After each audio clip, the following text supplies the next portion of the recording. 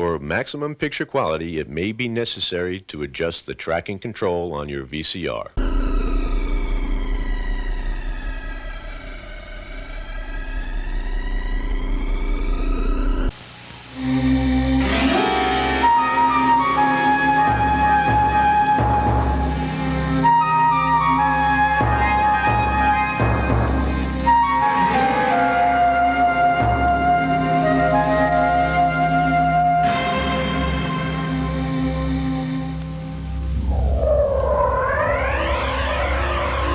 Scattered throughout the thylakoid membranes, millions of photosynthetic units capture the energy of the sun in the light reaction process.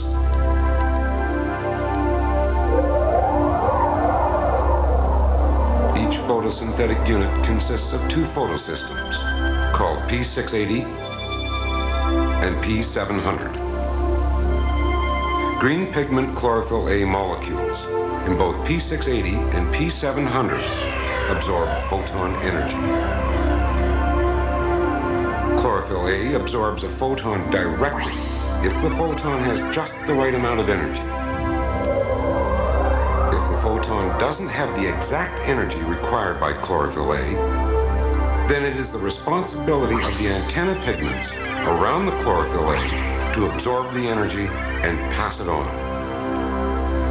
As photons continuously bombard pigment molecules, it is the double bonds of the molecules that take the brunt of the bombardment. A photon strikes one of the electrons in a double bond, jolting the electron from its orbit. In order to continue absorbing photons, the molecule which has become electron deficient must constantly replace the lost electrons.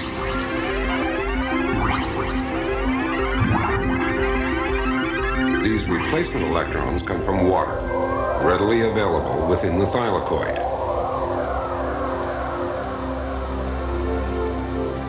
In a process called photolysis, water molecules split, yielding two electrons, two hydrogen ions, or protons, and one atom of oxygen, which quickly bonds with a second oxygen atom to form one molecule of oxygen gas.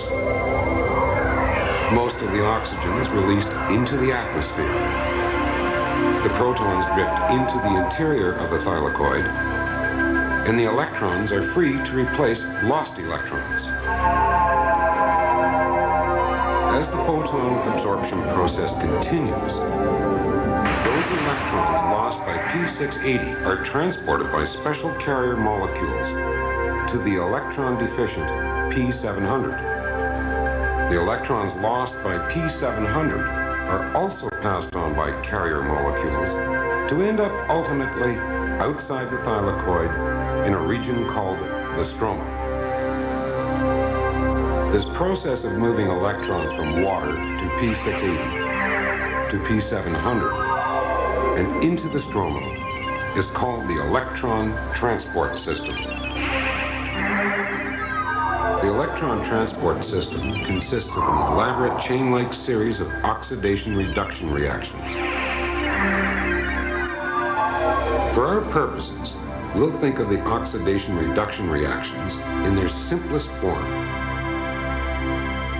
Oxidation means losing electrons, while reduction, the opposite process, means gaining electrons. Both oxidation and reduction must occur in order for the electron transport system to function. Each time one of the electron carrier molecules loses an electron, it is said to be oxidized. And the electron carrier that gains the electron is reduced. While the main purpose of the electron transport system is to move electrons through the photosynthetic unit, some of the carrier molecules perform an additional function. That is, they transport both electrons and protons in the form of hydrogen atoms. Because of this extra function, they are called hydrogen carriers. One of these special hydrogen carriers, plastquinone, or PQ, located between photosystem 680 and photosystem 700, acts as a proton pump between the stroma and the thylakoid interior. The protons lie outside the thylakoid in the stroma. And the role of PQ, as well as transporting electrons, is to transfer protons from the stroma down to the thylakoid interior. However, PQ can't carry naked protons. It can only carry hydrogen atoms. So it overcomes this dilemma by picking up 2 electrons from the transport system, then 2 protons from the stroma, and combines them to form 2 hydrogen atoms. PQ, having acquired the 2 hydrogen atoms, has gained electrons and has therefore been reduced. The reduced PQ is called PQH2. The H2 signifies that it is indeed carrying 2 hydrogen atoms. Now the unique ability of plastoquinone comes into play. It physically moves or diffuses down through the thylakoid membrane to its inner boundary.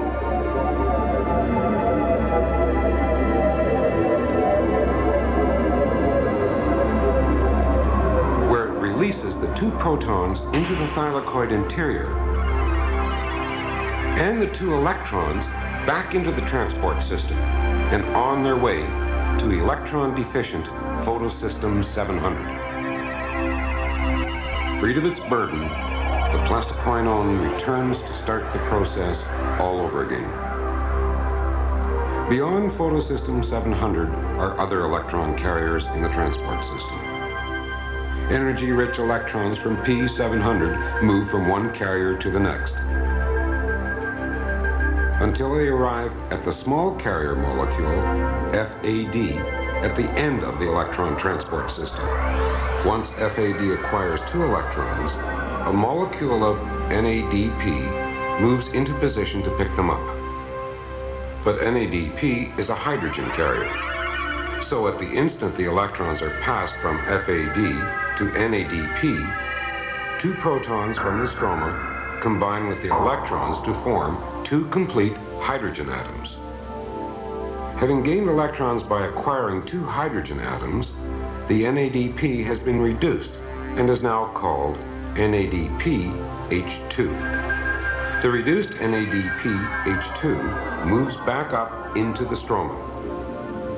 So, hydrogen carriers perform 2 separate tasks: the transport of electrons and protons. The protons released by the plastoquinone mingle with the protons liberated during the photolysis of water, gradually increasing the concentration of protons in the thylakoid interior. These protons play a critically important role in photosynthesis. As the proton buildup continues, pressure is relieved with the removal of surplus protons through special ion channels in the membrane. At the outer end of each channel is a large complex of enzymes called a CF1 particle. As the protons pass into the CF1 particle, it taps some of their energy to convert adenosine diphosphate, ADP, to adenosine triphosphate, or ATP. The whole of the light reaction has led to this, the production of ATP.